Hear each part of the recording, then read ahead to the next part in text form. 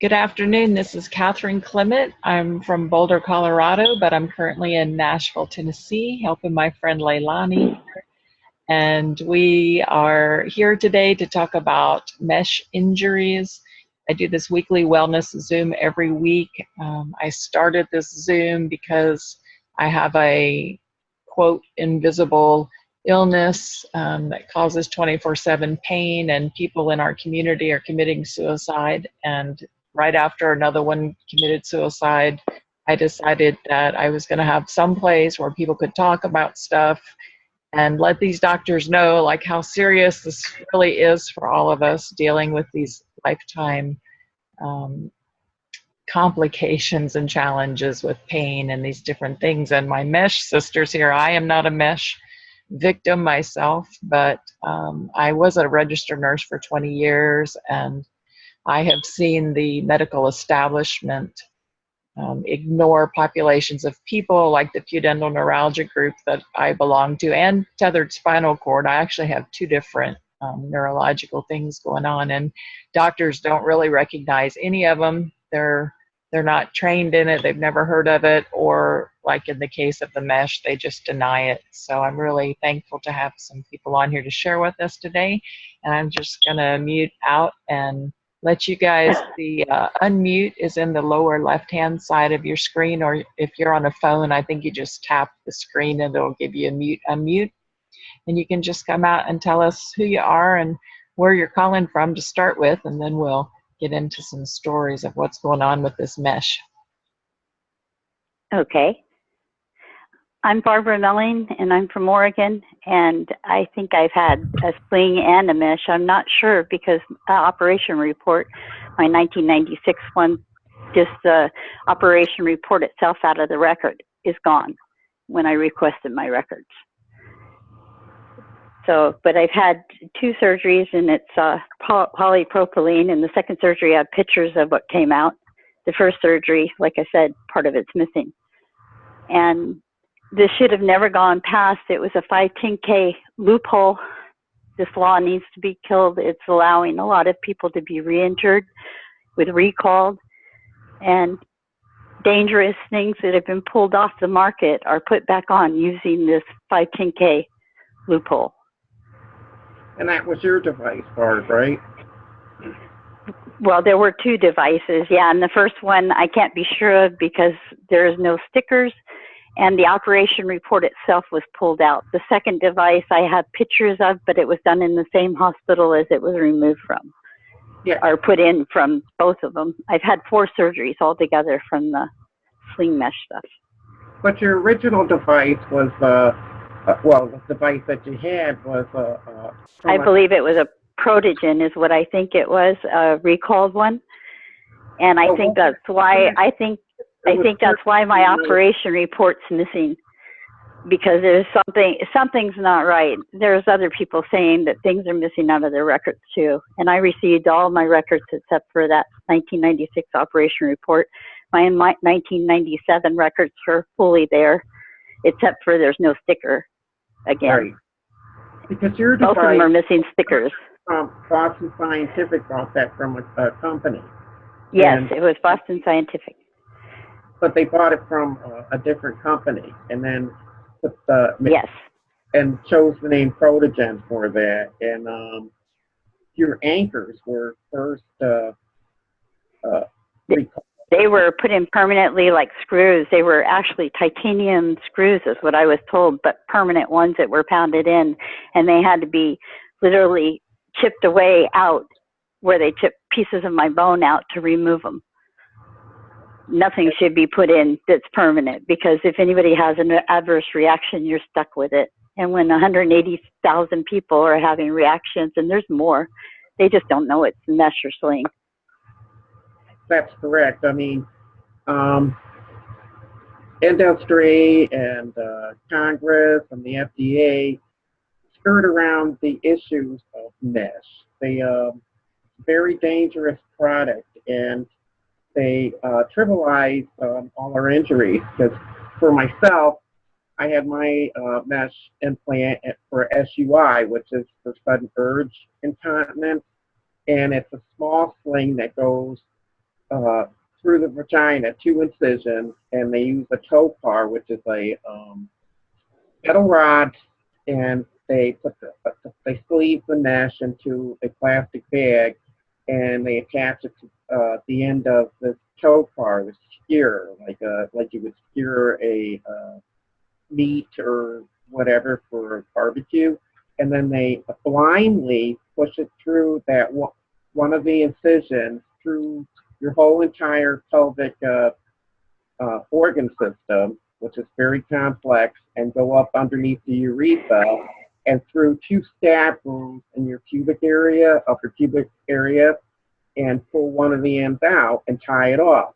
Then they take the other end of the mesh and go through the other incision and do the exact same procedure through blindly, no camera, nothing, and just skewer past all these ligaments, muscles, tissues, and all that up underneath your urethra. Now, that's why we have the permanent nerve damage. Right, and from the moment I woke up from surgery, I knew something was wrong. It felt like my pelvic system was tied through the inside of me and hanging up through the ceiling, and it was so much pressure and stuff. And they said, "Oh, that's common. Oh, that's common. Don't worry about it." And I couldn't urinate. I was there for a simple procedure that only took 22 minutes. It was an in and out, and that's including prep and all that for the surgeon to get in there and do whatever, and for you to be knocked out and all that. So we figure maybe 12 minutes it took them to do this. And the nurses wouldn't listen. I couldn't urinate, so I was in recovery for 7-8 hours. And finally, the nurse started screaming that to get me the hell out of there, I wasn't going to stay in those recovery because it's same-day surgery, and call the doctor and get me home, get my bladder emptied, and get me the hell home and out of there. I mean, I was freaked out because I go in there because I'm having not any leakage or anything. I don't even know why he never told me he was putting that in until the day of the surgery. When I asked him, I said, what are you doing? Because the nurse made me sign another permission to operate for him. And I said, and she filled out the whole thing. I said, no, the doctor never told me what he was going to do. He just said he had something that would help me. So I trusted him. We trusted our doctors. I always did. Well, and what so many people won't tell you, because it's embarrassing, is that most of us are affected with our sex life. My sex life is now so extremely painful that when I do, it has to be in the dark on my side, and I'm crying. But I love my husband too, and it's not fair what it's done to our whole family. The autoimmune diseases that came with it also make you so exhausted, it's hard to do anything. But having the mesh out is better. But or was your reaction to the mesh immediate when you had it first put in? The second mesh, it was more immediate. The first mesh, when it eroded through, that's when there was a problem. Yeah, before it eroded through, I had pain. But I thought it happened in less than a year, and I thought it was just from the initial surgery that it would eventually go away, because they told me it would. Yeah. But it didn't. From the moment that it went in me, and that night I couldn't even walk. When I got home from the hospital at 8:30, I sat down here at the computer, and I tried to stand up, and I couldn't stand up. I had the deepest pain I ever had in my life. It was deep within my body. And I called the doctor, and he said, well, nothing wrong here. I said, that's an issue you have to take up with your family doctor. I couldn't even walk. The only thing, I couldn't lay, I couldn't sit. I had to crawl up and down the stairs with a home catheter because they cathed me because I couldn't urinate. And the only thing that relieved any of the pressure was leaning over a chair or the back of the couch. And for days, I stayed like that. And now they don't even want to give you any medication for all the pain you're in. So I take aspirin and I take turmeric, but it doesn't help me. I wake up all night long with leg and pelvic pain. Yeah. Well, see, I was telling them what happened. Mine was immediate with my mesh sling. And they kept sending me to a back doctor and all this other stuff for something that wasn't even related to my back. My back was in fine shape. I'm 60, I was 58. So naturally you're going to have a little arthritis. I was a very healthy, fit woman. And they just destroyed my body from that moment on. And they ignored everything. And then within 6 weeks, I was totally incontinent. Urine would just pour out of me, and it's been that way ever since. And I managed to be able to walk, but when I would lay down, my legs go completely paralyzed. Or if I sit too long, I have no feeling in my legs at all. Yeah, if I walk too long, my one right leg wants to drag because I start getting pain that shoots down, and then I get muscle spasms in like my bladder and in my leg. Now, I did have my mesh out 2005, and I had an open wound infection, a surgical wound infection that could have killed me, and I had that for 10 weeks. And I don't think I fully recovered from that because they can't find why I have so much swelling in my body and inflammation. My gut health is completely destroyed, and I've been through vicious circle of all kinds of tests and procedures and stuff. I went into liver failure last year, and it's from the toxins and the biofilms that are left in our bodies because the mesh. I mean, where else?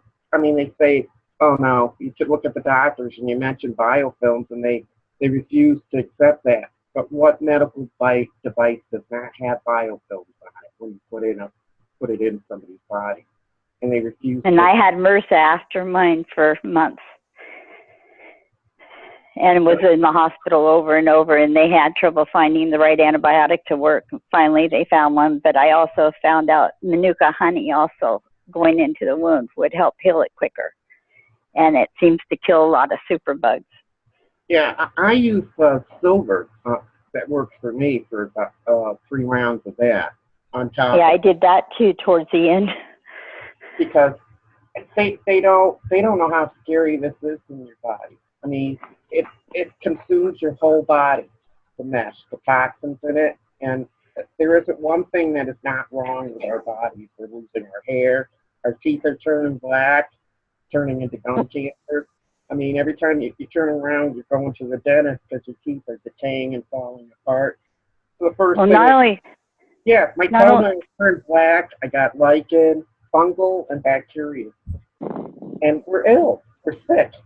The manufacturers that were here in the USA should get big kudos, because when they found out that they were using the polypropylene inside the human bodies, they refused to sell them anymore. This was the reason they went to China to buy it illegally.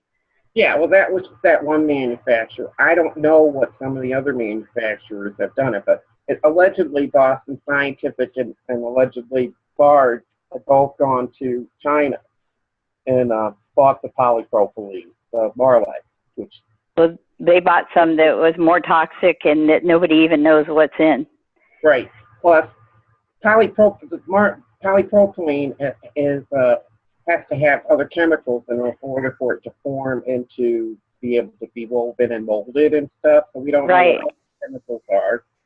And it degrades at 77 degrees, and our body temperature is 98.7 normally, or 98.6, and mine has had 102 to 106 fevers for the last few years. Right. So, but see, it's not just the polypropylene. They have to dip it, and they have to treat it with different collagens and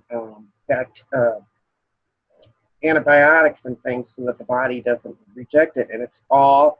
They can play around it just the patents allow them. So one batch could have 2 collagens on it. And this plastic was never approved for the human body. For 20 years now, because each time they make a lot or a batch of it, they're playing around because I don't know if they get into our medical records or from our adverse reports, with the FDA, if they see that we're having infections and things, if they check it out. So they play around with these.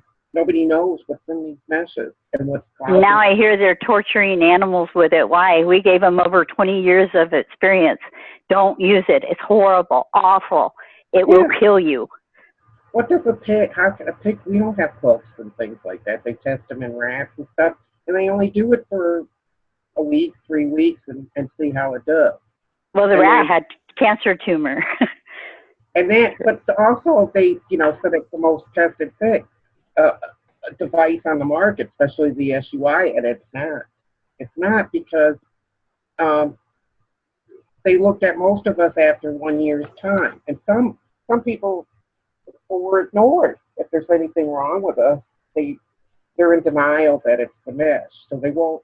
So let's say, well, okay, we'll send you for therapy, or we'll send you to the gastrologist, we'll send you to the specialist after specialist.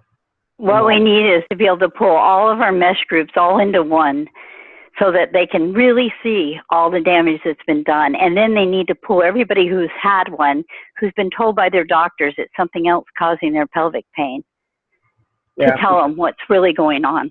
But what about the sickness that we all have, lupus? Yeah. What about like RA? I have RA and another autoimmune skin disease from it. And almost everybody in our groups have some type of autoimmune issues. Yeah, and got the mesh belly. I don't know. Yes. I am so swollen from the time that my feet hit the ground to when I lay down again. And I got swelling and congestion around my vagina and inner thighs. We spend our life in the bathroom. Just to go right through it. And it's a very ill feeling. It feels like we're throwing up. It's passing through our bowels. We have no control over our urine. I mean, we're just ill. I mean, sickly. It affects our liver, our brain. Well, I can control my urine much better now. I was waking up like 20 times all night long to go pee from having it in me. And now I wake up only a couple times to pee. I wake up from the burning pain and I had that going on then too, but it just got extremely worse in the groin area and goes all the way down to my foot over the last couple of years. And I think if the mesh had been removed or sling, whichever the last one was, had it been removed when I first complained, maybe all this nerve damage wouldn't be there. If they would have listened and gotten it out years ago, maybe I would have got back to normal. But I was ignored. I don't even know what the answer was, because I woke up and I told them I want this out of my body. Something's wrong, and they didn't listen. And they didn't listen. And to go through all this and still not have good health, I have no health. I can hardly walk. I can hardly stand. And I went through a whole year of tests with the gastrologist, liver specialist, and they found that I have too much iron in my blood. I go see the hematologist, and it's not what they thought it was, And they and I got told if you go over 5 years without working, they won't give you disability either. Yeah, well, I bet it happened. Because you didn't file for it during that 5 years, because I kept hoping I'd get better. Well, yeah, that's what happened to me. So I don't get any disability. Me either. Now, let me ask, first of all, I want to clarify for those that are completely lost at this point. What are we talking about here? We're talking about this, it's basically like a petroleum product or something, isn't it? No, it's plastic. It's plastic. Let me explain, Barb. Okay. Polypropylene is a byproduct. The bottom of the barrel sludge, and it's a byproduct of petroleum oil, and it's made into a resin called Marlex in most cases. And the Marlex is very powdery and all that, and it's bagged in 50-pound bags and all that, and then it's sent to the plastic. Polypropylene is the #2 plastic used in the world, and it's an economic base that's worth billions of dollars. So they use it in everything. And you use it in your milk jugs, food, packaging, resin chairs, bumpers on your car, all that. And it should not, I mean, they took it off they took those microbeads and stuff out of cosmetics and things because it was getting into our waterways and the Great Lakes, and they actually are protecting the fish against polypropylene plastic before they are humans. But in a way, they're protected, which is great. You know, it's great for the fish. It's very highly toxic. It doesn't work. Way and all that before they protect us women or people from polypropylene. Okay, but you got to remember that's a big watershed and it's a water source that could have been seriously affected within, if it's not already, from all the plastic that's dumped out there through your toothpaste and your hair shampoos and body. It's toxic to our body. It was never approved. It was never tested on humans until us, without us knowing. We were uninformed about what was put into our body. I had no idea there were streamers of plastic through me. That's the first thing that's wrong, Barb, but then all the other materials that have to be on, only one side gets treated with this so that it can adhere to your tissues and grow where it's supposed to go. And then other biofilm grows. You know, it's really complicated science, and it's made not just the transvaginal mesh, but all mesh, hernia mesh, your mesh for your cardiac, and they keep insisting that it's been used successfully and slings for 50 years. Okay, and that's wrong. That's wrong because they've only used the suture polypropylene for that many years. That's where the doctors have a special technique, a skill set to. They didn't use it in that area either. And make your healing where they needed to put a tight mesh to bring tissues and muscles together. And it was very, very advanced surgery.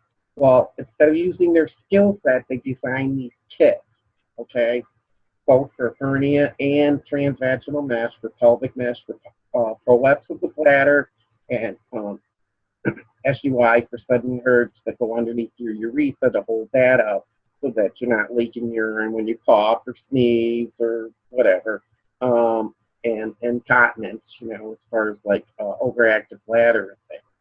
So they design these kits that are so cheap.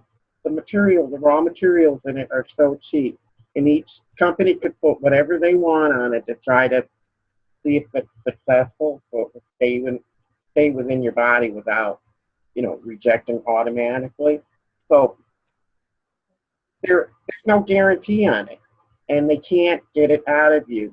It's a permanent implant, and for them to do something like that, it's like if you have a rolled roast that's rolled and tied up so it doesn't fall apart, all those strings, after you bake it for the hours, are embedded into that meat, okay?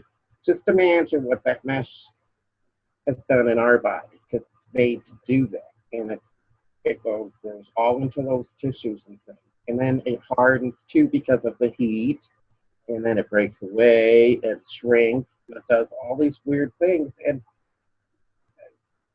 they treat us like we don't know what we're talking about. But I mean, I've never had children, but I've been in pain once from an ectopic pregnancy.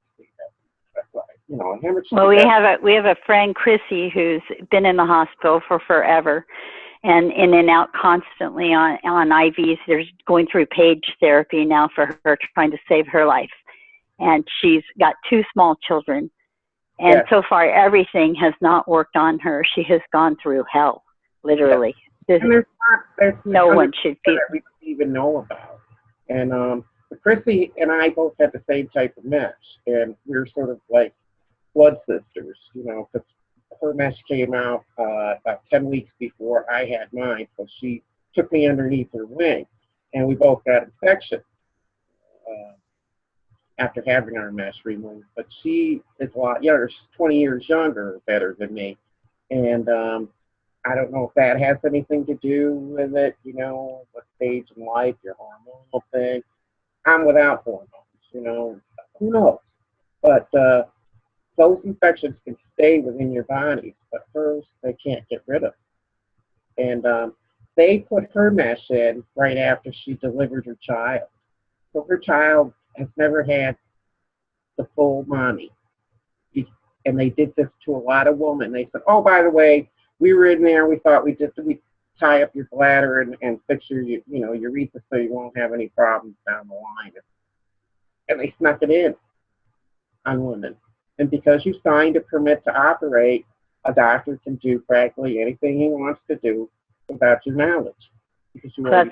The corrupt 510K law is it has allowed that to happen. It should have never, ever been in place for them to not inform you, not test it, and just do something to you without even giving you informed consent of what they were going to do or the risks that were there. And if it hasn't been tested, we always thought we were safe when something went through the FDA that they've already tested it. But we find out years later, they just did it. Now women are told funny things, myths about the mesh. Oh, that's just the stuff on TV. They recalled that. It's not the same mesh, And they're lying. It's all plastic. I can't believe the amount of women that come onto our support groups that have recently in 2014, 15, 16 that have mesh implants and the things that the doctors have told them. And that, it's so wrong. They've known for how many years now that this is causing problems, and I'm sure there's 100,000 surgeries a day or something where people are getting this stuff. 1990. Right, and I didn't even get proof till a few years ago about it. I felt like it inside, but nobody believed me. In 1996, they approved the Protogen. 1996 was my first one, and 97 was my second. And then over 1,000 women reported serious infections, life-threatening infections from the Protogen, severe neurological and severe pain. So the FDA strongly just pushed Boston Scientific to remove that from the market.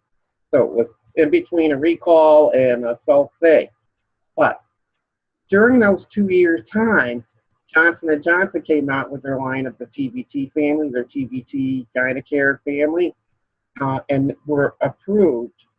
They're not tested or anything. They're just predicated on that one device that was recalled in 1999 for not doing what it was supposed to do, for all the problems that it caused.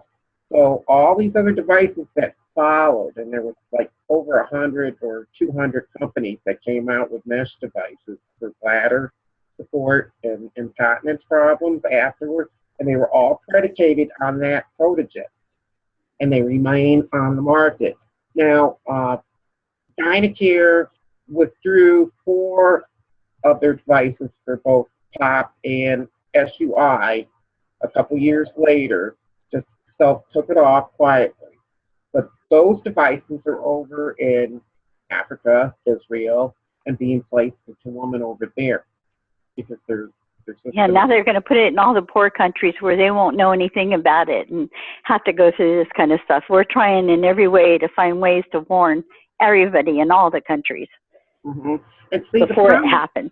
You figure this has gone on for 20 years and women cannot find any help. And the surgeons that do take a risk, the doctors that do, aren't skilled to get it out. So some of these women have had 12, 15. I was lucky, and my Dr. Hobson, she did get it out and did a good job getting it out, except for me having MRSA.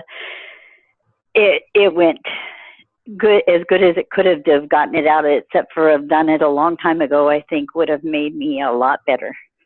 Well, yeah, for sure, Barb. This is miserable that you have to live in fear of dying every day from an infection.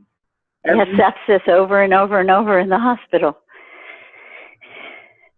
How scary. She survived that, I don't know, but she is one strong woman, her spirit and soul has got to be strong to survive that many years. Well, Janice helped me a lot too. When I first joined, she helped me so much in making me understand what was going on with me, because I knew I had all these symptoms, and finding out there were other people with the same things made such a big difference to know I wasn't alone. But Barb, only a few people are very lucky to recover even after having the mesh, because we're never sure. I don't care what your doctor says, Barb. I don't believe they can completely get all of it out. I really Well, don't. I'm not recovered. I'm not recovered. I have RA, and I have another autoimmune disease, and I have severe pelvic pain, and I still have swelling in that area and in the inside of my thighs, and PTSD. So that I'm so scared I can't make myself go into the doctor now. I know. The last time I was there, she had to cauterize some proud flesh, and she thought it would be numb, but it wasn't. And it just added to my already terrified feeling. And the whole time I was in the hospital, they never got my pain under control. And So, see, we'll never be well again. And we try to, we encourage people to get the toxic mesh out as best as they can and find a really good surgeon. So a lot of women know to be apprehensive about the doctor if he hems and haws and stuff. There's only a few skilled surgeons in this world that even come close to getting it all out, if not all of it. And very few. And will stand up against their peers, their colleagues, against. And I had to have two. I had a bladder reconstruction specialist, and I had an orthopedic doctor. It was amazing how good they worked together to do it all. And I know his name too, but right now I think I got a mesh brain fog because I can't think of it this second. Yeah, terrible fog today. I haven't even hardly been on Twitter because I can't think of what to write. We have a very big Twitter campaign, and there's some of us that are very, very adamant, and we just go to town tweet. I know I am. I have over 6,000 tweets about mesh, and with posters and everything. Because once I found out how mesh was put in, finally, and that this happened to everybody else in the injury, I said, this is wrong. This is so wrong. Congress won't talk to us. The FDA won't talk to us. They keep allowing this to go on and on and on. They did say have the manufacturers for 2 years tell us why the POP or the Bladder Pro should be on the market. I think Madam President will try to do something about it. I really believe Hillary will try to get in there and fix it. I have to believe that somebody is going to wake everybody up and make this right and hold the people that are responsible accountable. You know who's going to wake them up? Barb, is people like you and me. Our voices. And people like the lady interviewing us. Everybody who can get it out there can save lives and hopefully future lives for their children and grandchildren, that they don't go through the same type of stuff. Nobody should be experimented on like a human lab rat without their knowledge. The thing is, it's wrong. People don't realize that we've had to be quiet for all these years because this is what we're told to do. And we're told not me. As soon as I had proof, I wasn't quiet. No, I'm not quiet either, am I, Barb? Nope. I get upset at my fellow mesh sisters, and then I have to understand that everybody's not like, they don't feel comfortable. Well, but somebody has to speak out. It's like, I had pudendal nerve entrapment. All 6 nerves were trapped for 5 years until I got surgery. And so I'm still 11 years, in. I still have 24/7 genital nerve pain, pelvis pain, bilateral sciatica, urethral, anal, and vaginal spasms, all that stuff that you guys understand. You can't have sex, you can't sit, you can't stand very long. I'm in bed about 90% of the time, or I'm, holding myself up by leaning on the couch, or so, and only other people that are going through something similar, can understand, but the doctors just deny it. They basically told me I was crazy for 4 years when I was describing my pain. They wouldn't even write down the symptoms, what I was describing, in the notes, because I don't know if they were just too embarrassed to write the words vagina or what was going on, but I was like, I actually told this. They didn't know, I bet.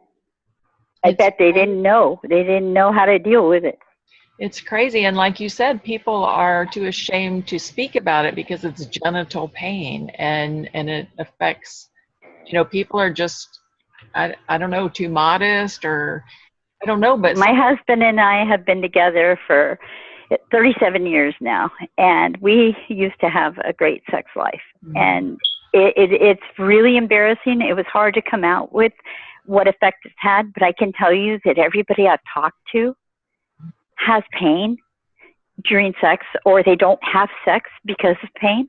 yeah, And it's a horrible thing. Husbands leave wives over this. yeah, They take children when wives have autoimmune diseases and they can't take care of themselves. And then if you can't get disability because you waited 5 years because you thought it would get better because everybody told you it was different things than what it was and that it would get better.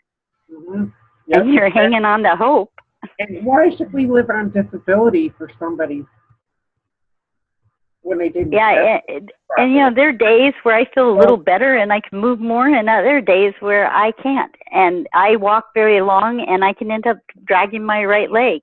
And then some days it seems like I'm feeling a little bit better, but always, all night long, it's restless legs, pelvic pain, burning, and the worst. And nobody wants to, I was given Flexeril for a few weeks. That helped. And then I was told they didn't want to do that either. And it's, as far as I know, a muscle relaxer, not even a painkiller. Yes, they don't want to pain meds without them. Yeah, and I get that they are worried about people being on oxy, so they don't let them have it. But I'm allergic to so many different drugs now from the mesh being in me. I had some allergies before, and it exasperated all of them. And I don't like to take anything new because I know it can kill me. I want something that I know works that I've had. And they won't touch us. They won't touch us, the doctors, with this new thing about policies and all that. Because if the doctor can't understand our pain and we go to a pain management, how's a pain management doctor going to understand our pelvic pain? Do you have problems? Right, but muscle relaxants can help if you decide you're going to go through that pain one night to be with your husband because you miss the intimacy, even though you don't like the pain, you hate it. You want to be able to have something feel normal to him. yeah. So you have anxiety and the pain of the nerve. It's nerve, muscle, everything. Yeah. And my pain is more by anxiety. You know, the more I think about it. Mine's real right from the time it starts to, you know, it does it. I wake up all night long, sometimes in a fetal position, crying. Oh, yeah. And I've got my hand wrapped around my leg, and I feel the pain going through my groin all the way down to my leg. Yeah. And yet I'm told they don't want to give painkillers. They wanted to give me nerve painkiller, some kind of a nerve thing that's got a long name, but the side effects on it were crazy, and I've never had it, so I've had so many reactions. I don't want to die just like that from taking something. I only want to take things that I know work that I've had before.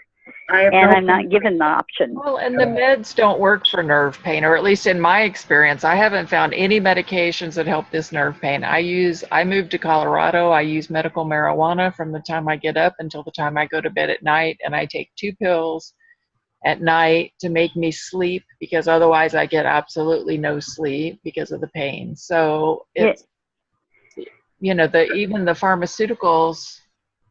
I got trazodone from my I hate that. Trazodone, and it didn't work. It gave me migraines, and it made me just feel yucky. Makes you really jittery too. It's very. Yeah, it doesn't feel good. Mm-mm. I don't take to me, the Flexeril was the only thing that helped because it helped me to sleep a little bit longer, and the spasms weren't as severe. Now, this is because the muscle spasms. To settle down my flares with the nerves where you just feel like you're going to jump out of your skin. I notice if I sit in any fan or drafts or the change in weather where it's high humidity really affects the nerve pain, okay? So I keep a lap blanket on me, and then when I can't stand the pain where I just feel like I'm going to jump, my husband gently massages my legs all the way up to my hip. Just a soft caress, as light as he can do. And I'm covered up with a nice warm comforter or blanket, and he can get that settled down for me. And then I also do some breathing exercise. That's all the pain relief that I get from and it does settle me down where it's manageable. I mean, it doesn't take the pain away, but I'm not jumping out of my skin. And I just Right. wanted to suggest that usually moist heat for nerves, which you can buy a hot water bottle, put that between your crotch. But I can't stand anything on my crotch, my quad area. I can't stand a pair of underwear, a pad. I can't wear any pads because of the lichen. So I basically sit around bottomless because I can't stand anything. I wear skirts a lot because I Yeah, can't stand underwear, so I just wear long skirts, and that way I don't have to. Some days, like today, I'm actually in some underwear and a little pair of pants, but jeans or something, no way. no, and even with a skirt, I'm always piddling myself, so I'm constantly changing. Mhm. You And know, I got soft pull-on pants when I wear pants. They're like elasticy, soft, Those stretchy. soft ones, yeah, that's what I have on today because it's a little bit cooler, and I was just a little bit cold up under the skirt. So but do you find that the weather bothers your nerve pain, your pelvic pain? Cold for me. I like heat. And hot tubs feel good if I had one. And bathtubs, except they run out of hot water, although it doesn't really help the nerve pain. When I woke up, and it's like helps while you're in it, but then once you're out, it's right back over like 10, 15 minutes. yeah, it's totally a distraction thing. Like even the marijuana doesn't take the pain away, but it helps me distract onto other things easier. You know, it helps Right. helps put a But I little. want to fight this thing, and I don't want to be affected mentally by what I take either while I'm fighting this, because I want to get the word out, and I would worry that it would affect me and make me not express my feelings as well. I already have ADD, so I don't want to add another thing to make things worse. Yeah. I don't know why I get the brain fog, but I have smoked a little bit over the last few months, and it doesn't relieve any of my pain, but I do have a lot of fun on it. I mean, it makes me laugh my ass off, at anything, even this. So I enjoy that part of it. But, I guess I'll have to wait. Ohio did pass the medical marijuana law, but it takes a while for it to get through and the clinic set up and, that type of thing. And I'm sure my family doctor won't be opposed to trying that, and I'll see if that. I hear they're hitting Japan next with mesh. So I wish there was a way we could make sure everybody who's out in all these countries are warned. Yeah. Nobody should go through this ever. Well, I can have 50 people on this Zoom. So if you guys have like a bunch of mesh people that want to do one big thing where everybody shares their story, and we can try to get as much syndication on it as possible. But like you said, I know people are embarrassed to speak about things, or we have 60 support groups throughout the world, 60 plus support groups. Wow. We've even got them in Australia. Kaz runs one in Australia, and there's one in New Zealand, and all over the place. But we have some places where they haven't been warned and don't have them yet. Yeah. But yeah, I think we could do that. I think we could probably find people to talk. There's a few of us out there. I don't know how many we'd be able to get. Well, every extra story helps on things like this. And so if you could give us a date of when it would be, and give us a time, and give us some time so that we can get together who all we can. Mm-hmm. And Chrissy would definitely do a story. Chrissy's done one in Canada too. She's in Canada. Okay. Very well. And I'm very flexible. I don't, like I said, I work from home. I was a nurse for 20 years, but I haven't been able to do that since the accident. And I'm willing to do it whenever, because we'll just do it and record it. So we can do it whenever we want. So whatever works for the group is fine with me. If you guys want to put the feeler out and see how people respond and see what time works best. And yeah, maybe you could send a questionnaire to us that we can send around so that people answer the questions that need to be heard. Well, now, it would maybe help to experience. We know which ones are what type of serious injuries, because we're all injured by it, but some are really complex with the perforation of their bladders, their bowels, their colon, all kinds of stuff. I mean, it's really intense, gory stuff. And Yeah. there isn't a day that I don't go by where I don't stop Yeah. for all my sisters. So all I have to do is just talk to one of them or see what they're somebody just. And some of us have some really grotesque pictures too that I don't know if anybody would want to see, but of wounds that have had to be left open to heal because of the infections that were inside. We can And they had to heal screen. from the inside out with no stitches. And then other ones that had to be ripped back open because of infection. This was me. And my husband was there. And me. The surgeon attendant was there that worked under my surgeon. And she was flashing me out with the baster.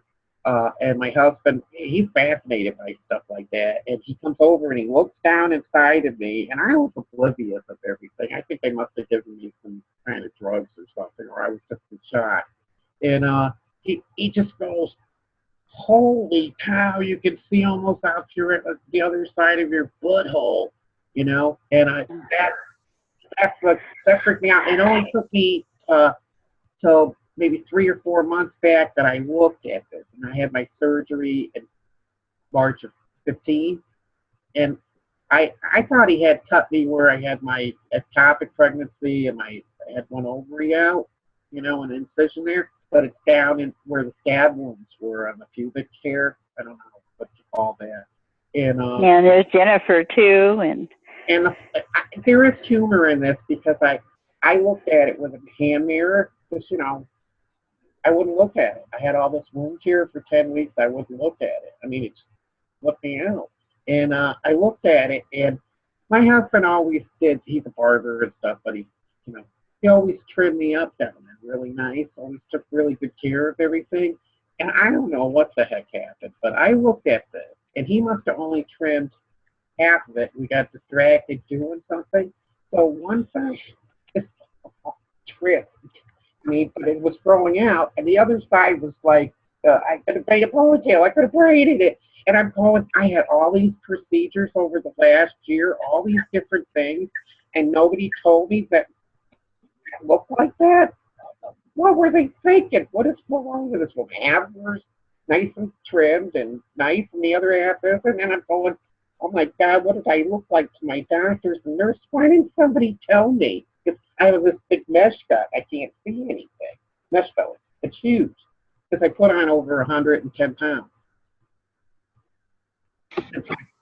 Fat holds toxins. So, I mean, if you have something toxic in your body, you're going to see fat go on really quickly to try to protect your body from that, from those.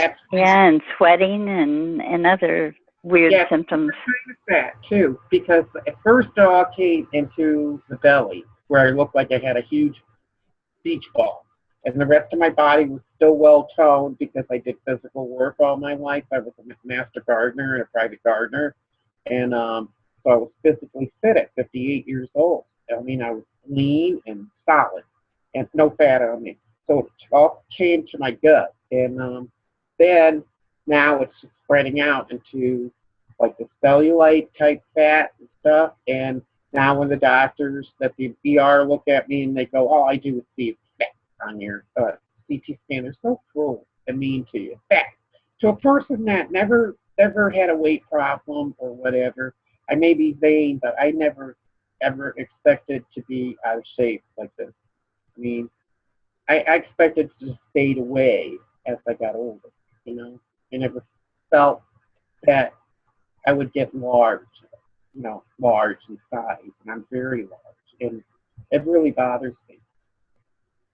I can't look at an image or a shadow or a reflection or a mirror without getting upset about how I look. In my mind, I still see myself as fit, but a shadow or something, and then I just flip out. I just lose it. I just go. It bothers me, and nothing like this should ever happen, and we all hide. We have to stay in seclusion in order to endure this pain and suffering and what it's done to our body. Most of us are, even though we have family around us, we hide away because we cannot stand any commotion to be around us. It's a very solitude, pain and suffering, a silent pain, because if you can't tolerate any commotion around you at all. I mean, it just makes you nuts. Yeah, sometimes I feel like, you know, when my pain levels are up, even though it's in my crotch and my back and my legs and my pelvis, it's like it does something to my head to where I can't even understand. It's like people are talking a different language or something. It's like I can't even understand English sometimes, or I'll get, you know, I used to have a lot of patients. I was a neonatal intensive care nurse for 20 years, and now I just have almost no patience. Like if something is getting on my nerves, because it's like my nerves are just so overwhelmed. And my favorite word is shut up. I know. Yeah, you know, I always wondered. I lost a premature baby in the hospital who died from benzyl alcohol poisoning at Emmanuel, and I always wondered if it was that same 510K law that allowed them to experiment with IV tubing to put the benzyl alcohol in it so that they didn't have to replace it at 10 cents a foot. You never know that 85 to 90% of medical devices are cleared, approved through that 510K process. That we're no testing. I'm not familiar She with was 6 that, days so. old though, and I still can't believe that she died from that stupid of a thing.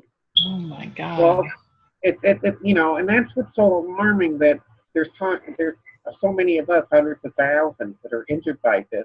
But you think of all the people with the hip and hip replacements and other devices that go into their bodies, and it could be anything from that IV tubing that's made out of polypropylene and stuff like that, you know, and that's why they won't, I swear Congress won't do anything because of polypropylene, and it's number 2 industry as far as plastic in the world, and everything's made out of it, and you can't believe the amount of medical, your IV bags, your IV tubes, all kinds of stuff is made out of this polypropylene. If they say that our polypropylene is toxic and, oh my God, this is awful that we poisoned these women and all that, what will it do to that industry?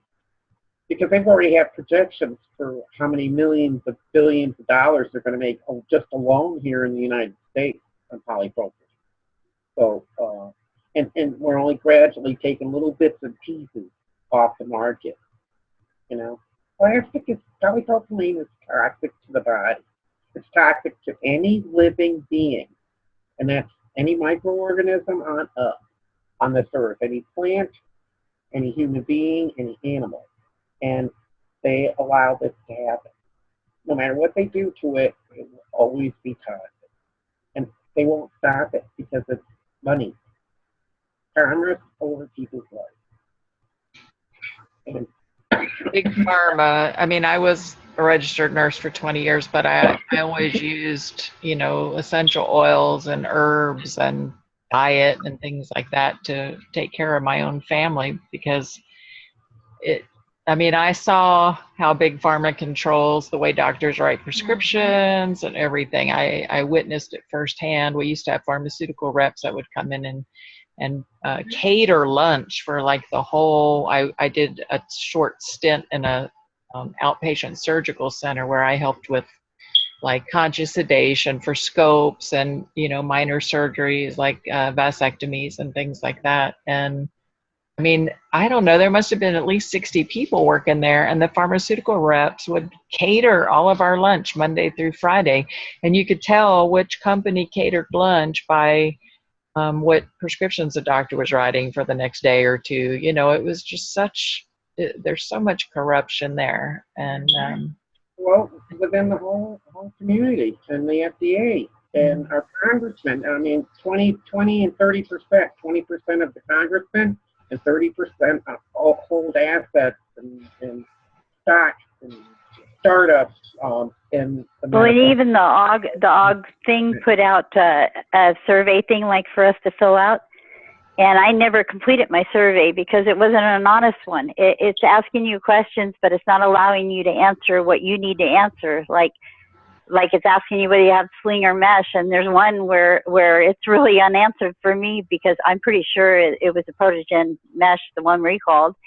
But since that operation report was pulled from the 1996 record, there's no way to prove what it was. It does talk on my record about surgery, but it's like somebody wrote in some numbers on something, but there's no operation report at all. It's like missing. And so to me, it really bothers me that this level of corruption, I think, went through the hospitals too. Yeah. And for over a year, I was told I had no records. They'd been destroyed.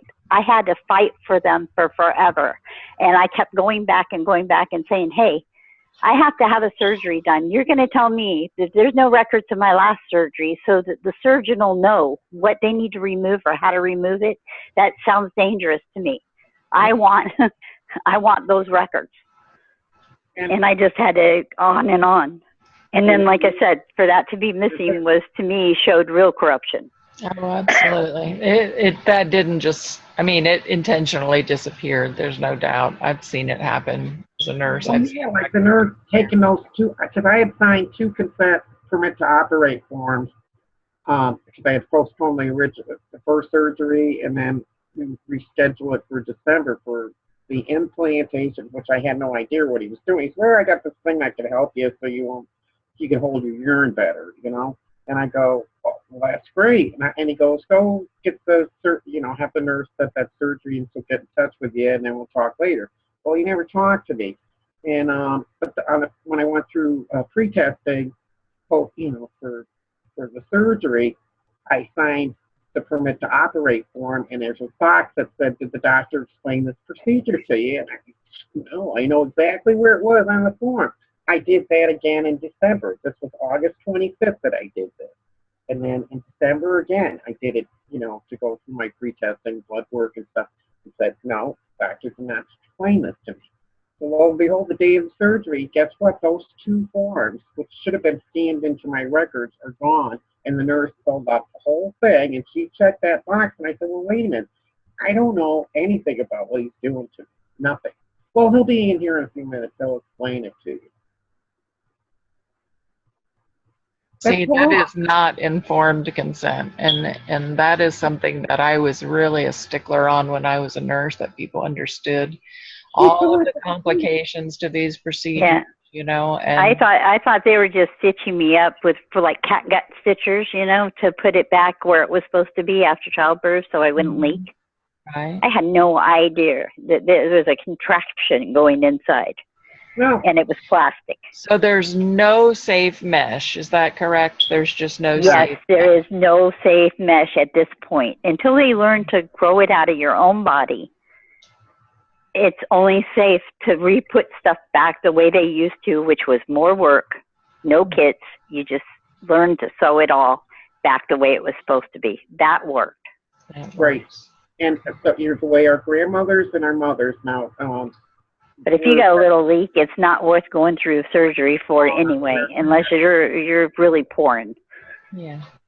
And your your bladder's prolapsing out of your body, or your uterus, or your bowels hanging out of you, or you could feel it, and you know that there's more of a problem than just pee-peeing yourself when you laugh or whatever. And the products on the market. Yeah, but it shouldn't be mesh. They got plastic things you can slide in and out for that too, where I don't have that problem, but my mom did.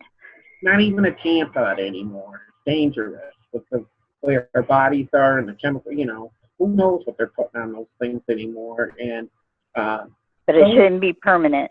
There's natural pads now, 100% cotton pads now. So if you have an allergy against polypropylene or the synthetics or any of the type material that the diapers, the pads are for both your menstruation or leakage or anything like that. There's so many wonderful products, and they come in all different sizes and shapes. And just do that. Now, when I travel, I'll have 3 overnight pads and a pair of underwear on it, and I'll still get out of the car after driving 2 hours, and my bladder will let loose, and it's coming all on the ground. I'm soaking wet.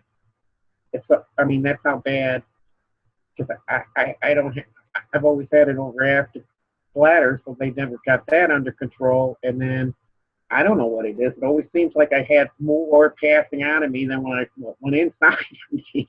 And it's embarrassing traveling or anything. So we pretty much stay home. And then you have the other incontinence too, because you have so much inflammation down there. You're either constipated or you have diarrhea. And if we get inflammation and you can't get the stuff out of you, it's all flat and all that. So then you get specialists, gastrologist, all this to go through all these. I mean, you have to leave the round of doctors we have to go to because nobody can make up their mind, or they don't know, and I'm sick of them not knowing, or maybe they do know, and passing the buck.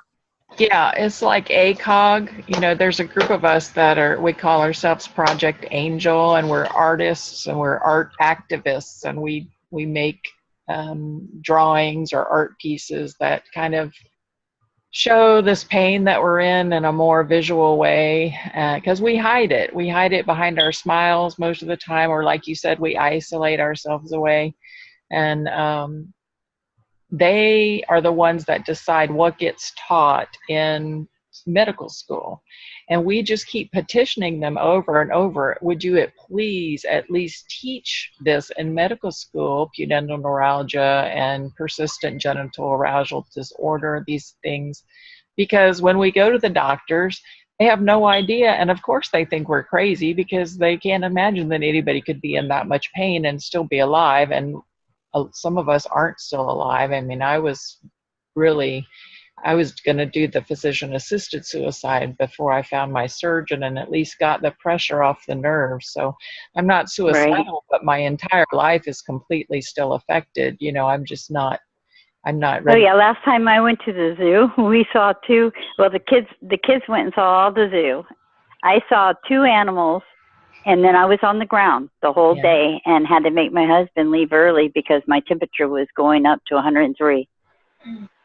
And some days I'm better. Like lately I've been having anywhere from 100 to it's gotten up to 101 a couple times at night, but usually it's staying around 100 and 100.45, and so I can deal with that. Yeah. And then other times something happens with my immune system. It's just constantly fighting, and it's got to be all the stuff that's degraded inside me, and I have no idea how to get it out of my bloodstream, my body, my anything. I know I have no great temperatures up to 101 all the time, and infections in my body that I'm lucky that my body fights them off. I take oregano oil and I take milk thistle, and I swear those are what's kept me alive even before the surgeries were done. Both are really good. And I actually have an underground treatment that works against MRSA and VRE and all those superbugs, but I can't recommend it to you guys because it does have reactions with plastic, and I would have no idea what it would do to this mesh inside your body.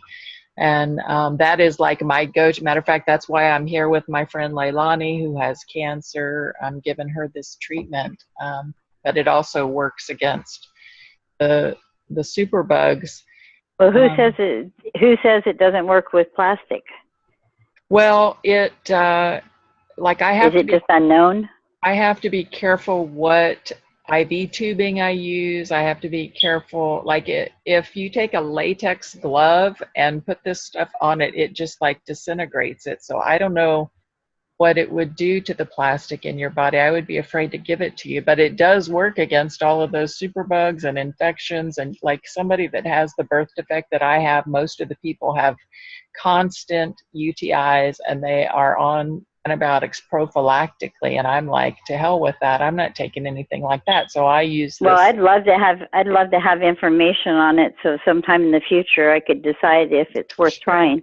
Because if I got really, really bad like I was before, then I was at the point I would have done anything to survive. Sure. Yeah, I'll be glad to share that information. And we're over time now, but I want to continue this conversation with some more people. So we're going to be staying in touch. We are going to do another one of these with more people to share their stories. We're going to try to get it over to Japan and warn some people not to have this stuff done. My friend Leilani, I think she already, before we had this conversation, I told her, no, you've got to hear some of these ladies' stories. And well, let me ask her how she feels listening okay. to it. Okay. Want to talk, Leilani? I have been aware of it. I'm also a nurse, been a nurse for 37 years. And, you know, working in OBGYN as long as I had, that what's helped me, I think, with my diagnosis with what I'm dealing with. But y'all have really opened up a lot of insight to me. I was not aware of all the things that were going on with the mesh. I had heard that it was bad for you and that there was lots of lawsuits out there about it, but I didn't really know all the details and the illnesses that compromised with it. And that's where the doctors, like Catherine was saying, they really don't know. And to give a brief story about me, I was diagnosed June 8th with vaginal squamous cell carcinoma. And the doctor said, well, you have a rare cancer. And that shrugged it off and left it at that. And so first surgery was he was going to remove the tumor. He felt it was contained and all that. And, well, we'll treat it like a hysterectomy. And I'm like, correction, I've already had a hysterectomy. So this is in a different location than the uterus. And I just had to stay on top of him. So then when the second surgery came along, because they didn't get all the cancer from the first surgery, they found 8 more tumors, and they did a total vaginectomy. So I have no uterus, no cervix, no vagina. All I've got left is one ovary that is scar tissued around my colon, so they can't remove it yet. But here again, he didn't know what he was doing because it was rare. And I now have cancer that he didn't get from the second surgery, and it's now along the rectal wall and the space between it. And he says it hasn't metastasized. Well, it has, because it's left the vaginal cavity from where it was originally diagnosed. And I basically had to pin him down, and I said, you've never had a case like this before, have you? He said, well, we treat it like vulvar cancer. And I'm like, okay, that's externally. This is internally along, you said, soft tissue, just the beginning tissues. And the cancer that I'm being treated for now is deep tissue. And I've had to go and start radiation treatment, which I don't like or want to do because I know what it does. But these doctors don't know. And I found out from my OB who delivered my son that I'm the 3rd case in Nashville. That's how rare it is. Wow. So see, this is where mesh would not be suited to you because of the biofilms and how it is a foreign body and it affects your autoimmune. And they never tested it on women to understand it. It reacts in our bodies differently than it does in men's bodies. And it's probably from the area that it's placed into. And like we all have estrogen. But I shouldn't have these high levels of estrogen in my body. I'm postmenopausal, and many other things. But there's a lot of things that could go wrong, and it could affect your cancer treatment and on ridding that out of your body. And because it's foreign body and it's toxic, and what they put on it, we have no idea what they put on. All these collagens from pigs and hair and all kinds of stuff that they put on it to try so that it doesn't reject in our body. So I feel sorry for all the animals they're now experimenting on putting mesh in. Some of the people in our group even had the dog spayed, and they had mesh was in their dog, and their dog was swelling and red, and they had to take it to the vet after the surgery. They didn't know they had used mesh, and they were really upset over it. Mm. Now, if we posted pictures of our animals suffering through mesh, I bet you we'd get a lot more response than We us women. would. More than women. I can guarantee you. I don't know what the deal is. I don't understand why doctors don't understand that, because if you give birth, they see the pain that you have. Well, all I can think of is my grandkids and future people who for them to be able to do this and not inform people. To me, it is so wrong. It's torturous. It's I'd put it on that same league as they do with the circumcision they do in Africa, because this pain leaves us, I'm sure, in as much pain, if not more, than them. But I won't say more, because it could be just as bad. Right. Because when you cut through nerves, nobody knows what people are feeling. Exactly. But I know that everybody in our group has nerve pain. And I think it's a matter of time. Some people don't feel bad the first year or two, and then they start feeling bad and they don't know what it is. And they go in and they're told bladder, kidneys, everything except for what it is. And then they're all developing autoimmune diseases, too, that never ran in their families. They're becoming very ill. Yeah, if they would have got this out when I told them that I was sure it was something inside me from the surgery and they'd have removed it, I am sure I would not have had the autoimmune diseases or the nerve pain to the level that it's at.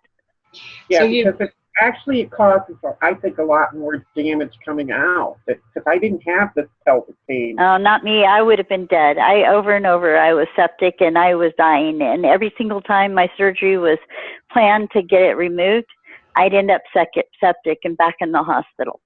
And I heard it's like a 70-something% rate of dying, and I had it at least 4 times, and my kids think I had it more than that. There were a few more times the year before where I was taken in and put on antibiotics and running high fevers, and I just wasn't mentally even acting right, that they were sure I was septic those times too. Oh, yeah. Now, you brought up a good point. Are the men that are getting hernia repairs, or is it not making them sick? So is it something? Oh, yeah. It's affecting them, but they're even more silent, the hernia mesh, because of their... I think men are taught to not show pain, not to respond to it. Only the people that are closest to them are going to know. And even then, they'll try to hide it. Yeah. They're not studying. We open up, we're big mouths. And the doctors that I have talked to that will say, when I ask them, why do they keep doing this? Well, they don't have anything else, and they think that that's what they need to use. So they make a lot of money is why. My wound care doctor. It's a greed thing. And it's wrong. It's so wrong to do this to a human body, anybody. And I heard that they gave like $1 billion to the FDA, and I heard that from somebody in our group. And if that's true, to me, that's like bribery. That a manufacturer of mesh would give somebody $1 billion to keep doing this to women and to men, but mostly women. Yeah. And they to me, it's like a woman's war. Because that's how they get their money, the FDA. Very little funding comes from our tax dollars, but it's... there should be a separation, like church and state, between the FDA and corporations. Yes, I agree. And the laws that regulate us. It's like guarding the hen house with a fox. Well, and some of these cancer treatments, they refuse to, push them through, allow them through. But I guess they just haven't paid enough money. I mean, that's really... The part I don't get is if somebody's dying, if I had a child that was dying, I would want to be able to try anything that might work from whatever country. If there was a possibility it could save my child's life. Absolutely. That, to me, should be what could go through. Yeah. Not stuff that's untested, that's not approved for the human body, that's actually toxic and poisonous to the human body. And it even says on the outside of the manufacturing things to store it 77 and below. And then tells you to be careful handling it with gloves and having masks if you're in the operating room. Why do they need masks and gloves when we've got it inside our body on our skin, in our flesh? What's that? We're all gooey down there. but it's just crazy because I would imagine pharmaceutical, we know cures for all kinds of illnesses, diabetes, everything else. I mean, it would push these people, insurance companies, the whole entire medical community would collapse, you know, as far as the financial structure, and you'd have to start from scratch because with just the thing is, these guys should be in jail. It should have been illegal for them to do it in the first place. They should be in jail for it. Yeah. They've killed lots of women, and now they're continuing to do it. And to me, it's when you know something is hurting, maiming, and killing people, you're no different than a serial killer. To keep doing it. I agree. And even with our cancers, this causes cancer in our body. You know, I was going to ask about that. How many of you have cancer now? I bet. Yeah. We don't know, but we have serious health issues. And, as far as I know, I don't, but I think it's all the supplements that I take. And I don't know that it is, but I know that my father lived a long time, and my mom's in her 80s now. And my father was in his late 80s, and he ended up with multiple myeloma. And my mother is still surviving and doing it for a long time. She was doing much, much better than me this last year. Oh, yeah. And I think I finally caught up where I can do a little bit for her now. I know. I mean, I took care of her for, you know, off and on, but she's still driving and still doing things.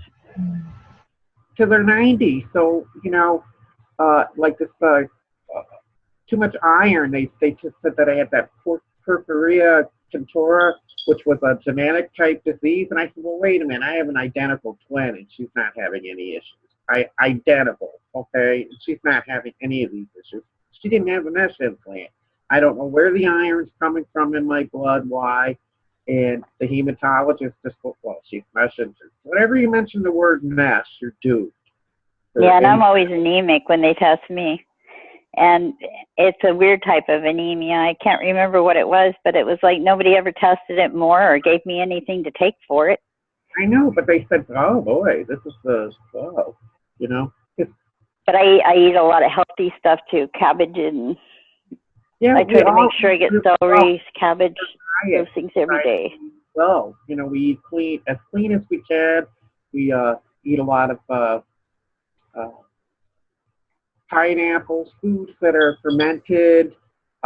We stay away from sugar and breads and grains and stuff, you know, as best as we can, because that affects it. But none of us are getting any healthier, really. I mean, we can maintain, but we're not. The buzzer.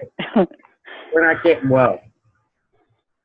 And that's all we want. We don't care about money or anything. Money doesn't mean anything without your health. No, I wouldn't say that. I'd say those women out there that have had surgeries after surgery over and over, when they turn around and try to offer them $15,000, $25,000, and one surgery costs more than that, it's like you spit it in their face. They're going to pain the whole rest of their life. And some of the women I know have lost jobs, have lost homes. There's at least a couple of them that were homeless. Oh, yeah. And if they have to be able to have money to get the surgery out, because if you don't have health care, how are you going to do it?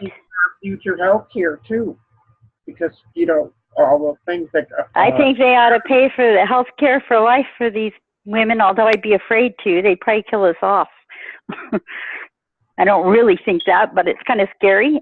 Just because our trust levels aren't there anymore. How do you trust somebody who didn't tell you the truth and hid it from you and kept it hidden for that many years? And how do you even trust doctors once you find out they were taking money for doing it? I found out a lot of things, you know, from... And how do you trust the FDA that's supposed to protect you when they turned around and it said, here, guys, here's some guinea pigs for you. We're not even going to tell them what you're putting in them. No. And like my heart cath, to have the mesh explanted for my body was $25,000, over $25,000.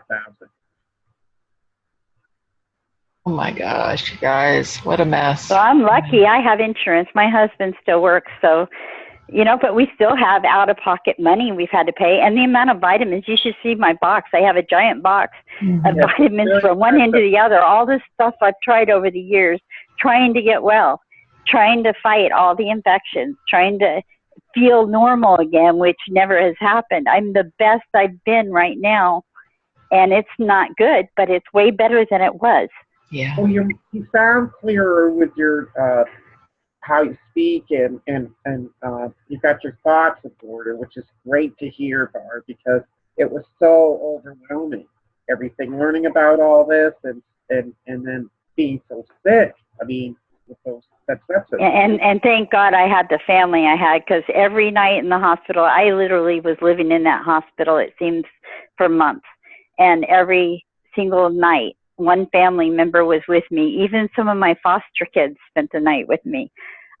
It was unreal. I kept telling them, no, you guys don't need to do this. You know, I felt bad that they're leaving, you know, having to have somebody else watch their kids or do different things. And even my daughter's best friend, when she was little, Siva, she was from Tonga, and she would go camping with us all summer. She came and stayed in the hospital a lot with me because she doesn't have small children yet.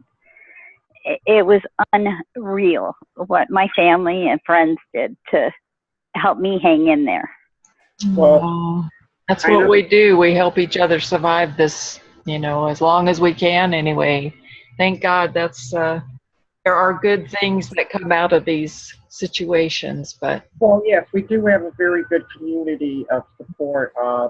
Whenever I fall down, yeah, Janice sent me just a beautiful prayer card that was gorgeous. I posted it several times to other people with angels on it. Well, I get all your love and support whenever I go through any little procedure. Well, they're not little, but anytime, I mean, hundreds of people just go, come on, Jan, come on, prayers for you, blah, blah, blah. Well, will you tweet? I'll get back to you. Empathy reigns in this, because when you've been through it, you're either dead or you're empathetic, I think. Because I don't know how you could go through it and not be. Yeah, absolutely. But there's a lot to be discussed with this mesh, because it's, like I said, there's not one thing on my body that has not been affected. We're losing our hair, our teeth, our eyes, our hearing, sinus, rashes, scratching till you're bloody. I get this overwhelming. I get those on my arms and my back. Nervous in my body has been damaged because it just takes my breath away. This overwhelming spell, and we're just finding out about that. But they won't talk to us. How are they going to learn and possibly use mesh if they don't talk and find out where it went wrong? Right. To me, they shouldn't use it till they know what it does, and it should be something. It's like, where did common sense go? You don't take these things like plastic that's toxic, and we all know it. If you burn plastic in a room, I couldn't work in a plastics plant, and they should have known better than to put that stuff in me, because I'm pretty sure it was before I had the surgery that I worked there in Tigard. But I had 3 anaphylactic shocks from it, and the occupational doctor that was assigned to me said that I couldn't work there anymore because of the anaphylactic shock, but I should feel lucky, because everybody who was staying working there was going to end up dead eventually because of all the toxins. My That God. it kills people, that I was just lucky enough that I reacted to it to get out of there in time. Wow. And I'm thinking, yeah, you're going to turn around and take that stuff and put it inside people now. That's real good. You know, they just have no sense. I have sores all through here. This is just research here. But I haven't. We all have. Why don't they grow some skin like they do for burn victims, and use the skin like a hammock, your own skin? That's a good idea. I can think of lots of ideas of ways that they could do it where it might work. They should talk to me. Yeah, they should. They need to know exactly what it does to our bodies. ADD people are very creative if they get the chance, although they can interrupt quite a bit. I'm sorry, Janice. It's just that we have so much to talk about. Yeah. It's not affecting our one little finger. You know, it affects the whole body, your whole well-being. And it ruins families. I mean, My husband and I never said an unkind thing for over 20 years to each other, ever. Well, I can't say that ever, but No, over 20 years we would get through thick and water and not, not say a mean thing to each other about anything, about directed towards us. We might say, oh, it's so blah, blah, blah, blah, but not towards each other. And it's very unkind. Some of you can see me suffering and stuff, and then they get that, and then I'll tell them to shut up, whatever. But it's very difficult for, or at least in my experience, for men. They want to fix us, and when they find out they can't fix it, like I'm single, I don't have. I mean, yeah, I'd love. And they don't want to listen. Somebody, but they don't want to listen, and they want it to go away. Yep, they just want it to go away. And then other days, he's fine. He'll check my tweets and say blah, blah, blah, and all that. It's just a horrible thing. And then what bothers me is I don't have children. Well, there's no children at all. He doesn't have any children.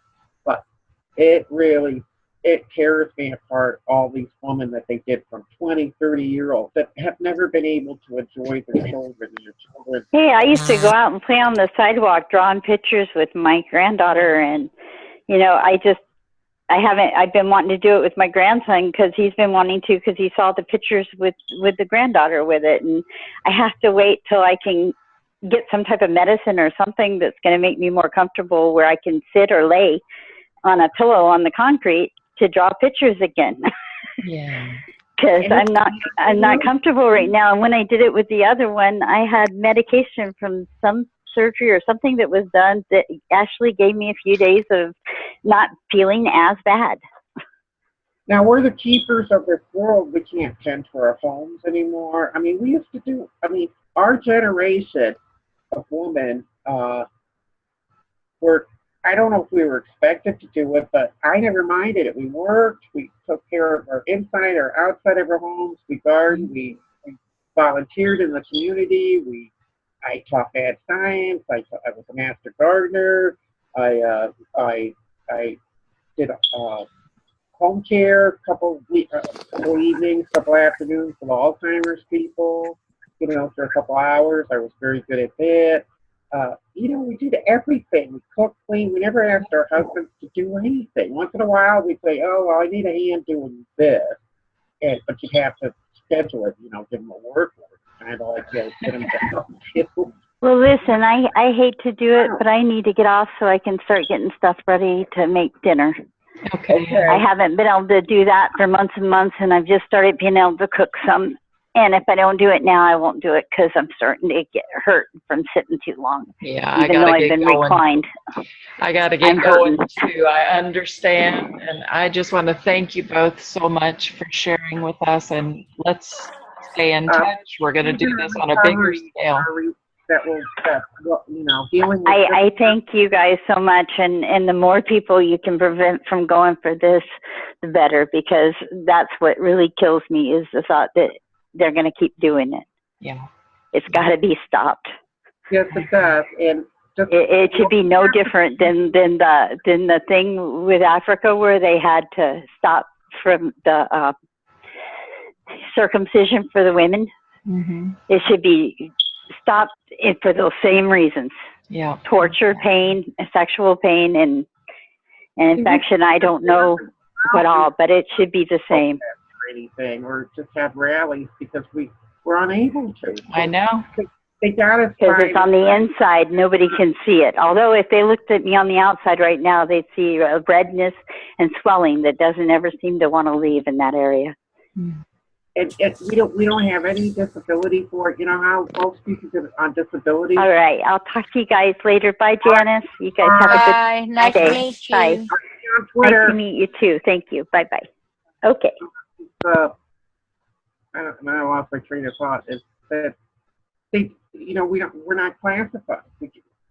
They put us on site if we go for Social Security disability and stuff. Yeah. Not the real cause of the pelvic pain, which is really overwhelming, and then as our bodies start deteriorating and fighting the toxins and the biofilms and all that we have. I mean, we actually heave up biofilms. It doesn't come from the acids in our stomach. It comes from up here where the biofilms up in your diaphragm where they like to hang out. I mean, these guys are pretty smart. They're well educated, our biofilms, and they move around our body. Okay? So you have different things going on, but you're actually heating up gobs of biofilms, and it's surrounded by dead biofilms, a caramel color, and there's no odor to it. So you know it's not something you ate or the acids in your stomach. It's not regular puke. And when you're doing all these things, you get your eyes start watering, your nose starts running, your mouth starts running, and none of it is normal body fluid. There's not snot. It's not snot. It's clear. It's gooey. It's clear and it's slimy. It's crystal clear. All these things that come out of our bodies, we don't have normal body excretions anymore. They're all weird, and they're not looking at that.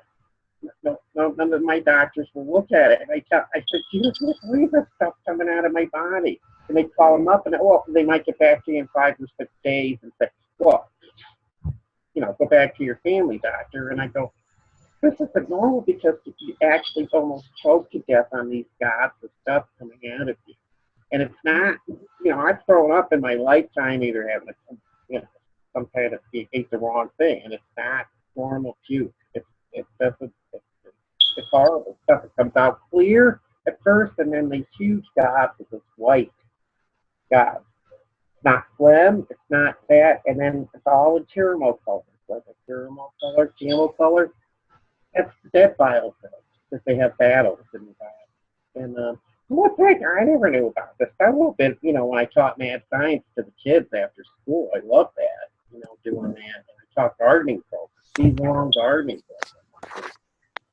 All this stuff, our life is gone, and I'm a Gemini, and I gotta be doing something all the time, 24 hours a day. We're sleeping and doing this. There's stuff to do. And so now I live on Twitter and get the word out. And I don't know how else to do it. I'd love to go to Washington and walk the halls of Congress and bitch and moan to them because I'm good at it. And I'll get down there sooner or later. Now that my husband's retired, I'm trying to convince him to throw me in the car and drive me down there. And they're going to hear something from me because that's my right here in this country. And we're ignored. I mean, you can't do this to people and ignore us. There's something wrong with that. I mean, silence means that you're covering up something. Something's very bad, but somebody won't talk about it. They won't even mention the word mess. So that's always been the case. If you're quiet about something, you're covering something up, Yeah. And so someday you might see me down, with my mesh flying all over the Capitol Hill steps, I'll throw my mesh brochures, stuff that I was going to hand out just to make a big scene. Something. I got to do something, to take notice, because the press won't talk about it.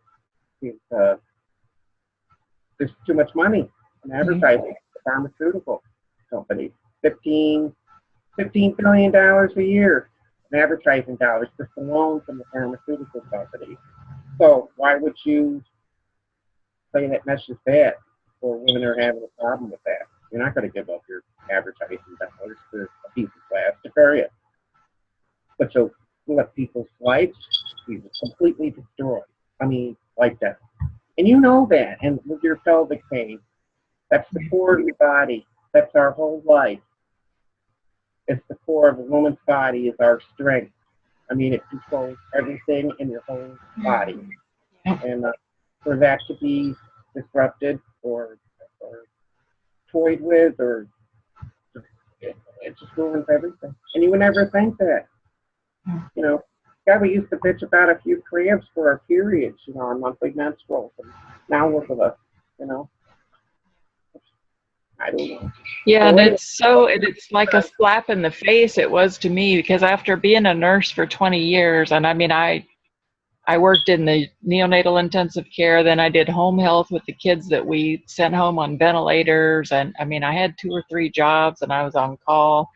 And it was interesting, and horrible to me to say, okay, they've trusted me with these lives for 20 years, but now suddenly, because they don't know what in the hell's going wrong, I'm crazy. You know, it's like, wait a minute, how Did did you I have suddenly become crazy?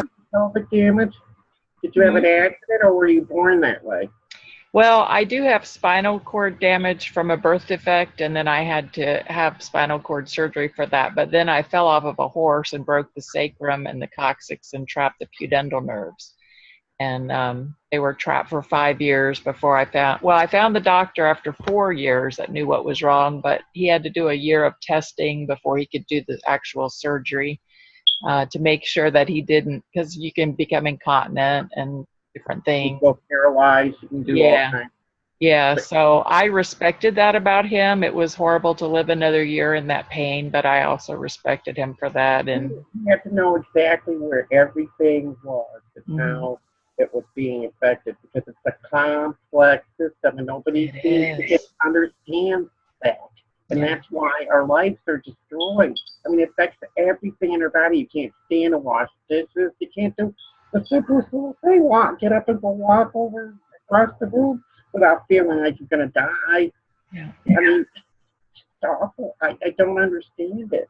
Yeah. And then you add some other things to it. Oh, my God. I don't even know how to describe it, but I guess I do in a way. But I don't understand why they keep doing this. I mean, because it's not supposed, it's a minimally invasive surgery that has destroyed people's life, and they risk people's life every day doing that and know the damages that it can cause. Why would anybody want to do that? Take that chance. You know, they tell you to not smoke, okay? Every doctor tells you not to smoke, okay? But that's self-inflicted. That's the person's choice. Nobody has a choice when they put this mesh in your body secretly because you're having a hysterectomy or giving childbirth, that they'll sneak it in there and say, oh, well, by the way, I did this. Like, it's no big deal. But it is big deal. Yeah, they just put it in my 80-some-year-old step-grandma about 2 years ago. I begged them. I didn't know all of this, but I knew enough to say, please don't let them put mesh in you. But, you know, that generation just looks to doctors as gods, and they do anything that the doctors tell them, and they completely trust them. And if the doctor says this won't hurt you, then, you know, they believe it, and it's just a bunch of crap. I mean, it's just... it's hard for anybody to say, well, that doctor wouldn't hurt me. Trusted him. And I trusted this doctor that took it out of me, telling me that he's never seen this before. He's never taken mesh out of a person. And then I get 5 or 6 calls in the last year saying what happened to them with this doctor. And I'm going, why would he lie to me? Oh, my God. This is the guy that took the mesh out of me. So then you have to question, did he actually take it out? You know, I mean, do they just, I've heard of studies where they just open people up and not do the surgery. Oh, yeah, a lot of women have found that. And then, like with our lawsuit and stuff, the manufacturer is requiring us to be examined by their doctors, a doctor. But you can't say this.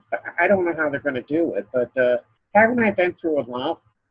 You know, I really don't want to go see another doctor. I don't want to see any doctor because for 4.5 years, I've had enough, you know, and none of them have. I know better. Actually, I'm worse. Nobody's been able to find out. And they all think that I have cancer, you know, like I have hardening of the uterus. Okay, I have hardening of one of my adrenal glands. I have hardening of this, hardening of that. And, well, it's small, Jan, but this wasn't going on a year or so ago, you know, or 2 or 4 years ago. You know, things change in your bodies, but you figure, you know, more that we find out, it's affecting all this stuff, the hardening of the uterus. I would have bet the farm, Jan, you had uterine cancer. I would have bet the farm that you had this kind of cancer. I would have bet the farm.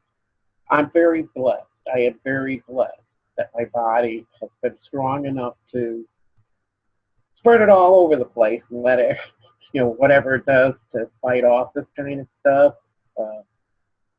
all come together and take the arms up against the biofilms and the infections and stuff in my body. And full charge ahead. Well, we got you, Jan, because sometimes it just takes one organ or whatever, and it attacks that. And who knows why besides that liver failure, like I did.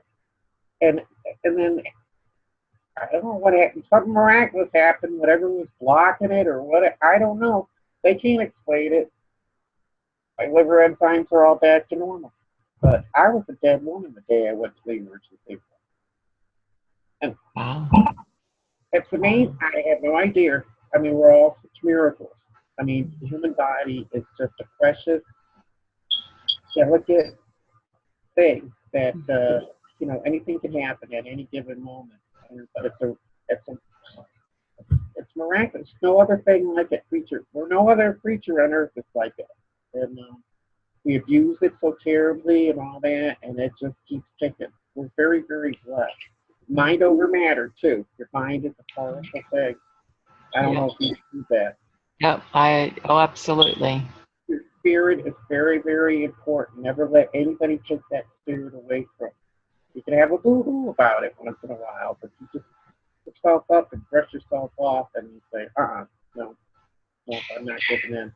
Yeah, I'm 52, so I mean, we are from the generation where we did everything. And I think if it weren't for our strength, most of us would have been gone years ago because, I mean, you just couldn't deal with it, But we think about death every day, don't we? Because of the pain. Yep. And then all the dysfunction that happens on top of the pain, we're ill. We're sickened. Our bodies are sickened. And it's very fearful, but we hide that fear, so don't we? We hide our fear. Very rarely do we let that out, and maybe that might be some of our crankiness and grumblings and stuff, or we snip at somebody or whatever, but I've never liked that. I never liked having somebody snip at me, and if I'm frustrated and pain a lot and I'm grumbling and groaning, I don't like to cast that off onto other people because it powers their mood for the day, because they can't help me. I don't know. It's just a normal thing. Where as a caregiver, like you were, a nurse and all that, we know how to help boost people. It's in our blood that we know how to nurture somebody, no matter if it's through illness or making them, a piece of sponge cake or an ice cream cone or whatever. We always get to lift their spirits just for either a few moments or several hours just by being around them. And that's what makes us such special people of caregivers, that can do something like that. Because it does take a special person, a nurse, or, somebody one person in your family that always takes over, when somebody falls. Yeah. And all that. And we're angels, we're like an angel. And God bless us that we have these type of people in our lives right now because it just takes one special person like you or me or somebody to bring somebody out of the darkness that surrounds us most of the day. And so we just got to keep doing that. And that's what I get mad, I get angry and say, I'm not doing this anymore. Why am I put myself? I get so upset over seeing all the horror, And I said, I just can't do this. Yes, I can. I brush myself off. And I said, that's why I'm doing it. I have to get to stop. Got to stop. Exactly. And that's why your group, I know several people online that are in some of your pelvic groups and stuff that come online with us to talk about it because they can relate to our pain and we can relate to their pain. And we try to help each other through that. And it's hard doing that, though, every day. That's why we're considered telling the world, sharing our story with the world. And I do it not where it's, I don't do it too much in medical terms or anything. I just try to do it in layman's terms so that with a picture and stuff that we're angry, but we're not angry, but we have to warn people that this is wrong. And, I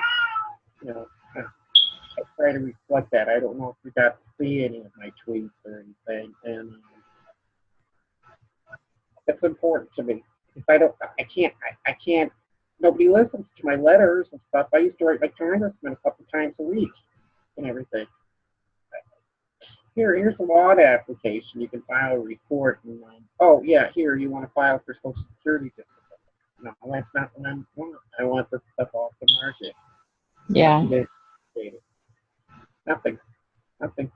I had one doctor, I told you earlier, the doctors didn't even write down my symptoms. I called this one doctor out on it. I said, why aren't you writing down what I'm telling you? And you know what he wrote? He wrote, patient insists I write down symptoms so she can get disability. That's what he wrote in my record. And I was just. And pain medication. Yeah. Right. And I don't even take pain medication. Like I walk in and they call me drug seeking. I don't even take pain medication except marijuana, which they don't know about unless I'm in my state, you know, but it's just like, why do they have to? And, you know, I'm here, my friend's going through cancer and just the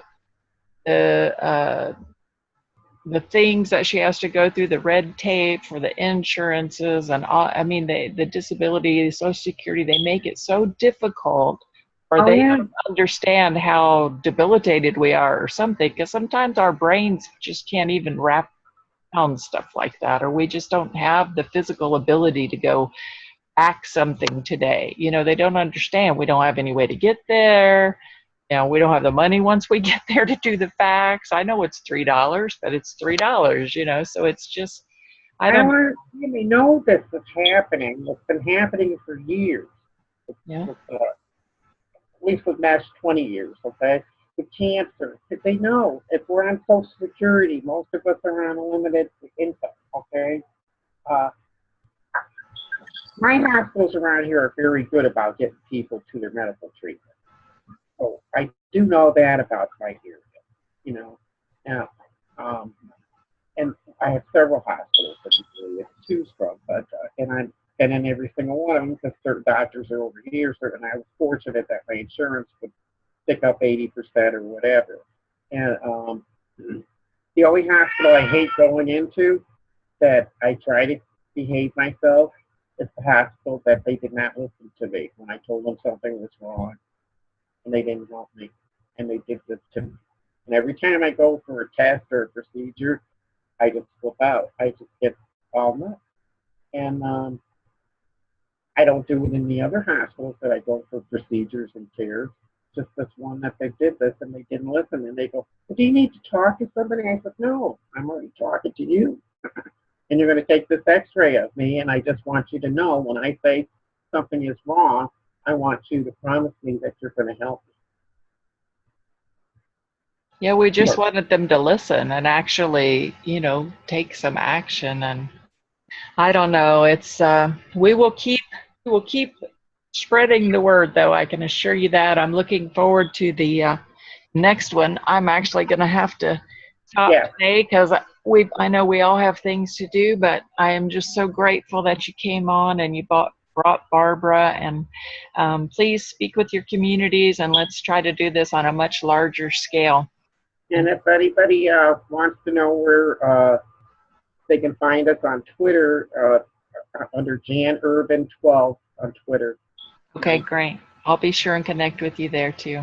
And to come on every once in a while and retweet a couple of my tweets every once in a while. It just takes a second, or just go to one of our No It's Not the Mess on Facebook.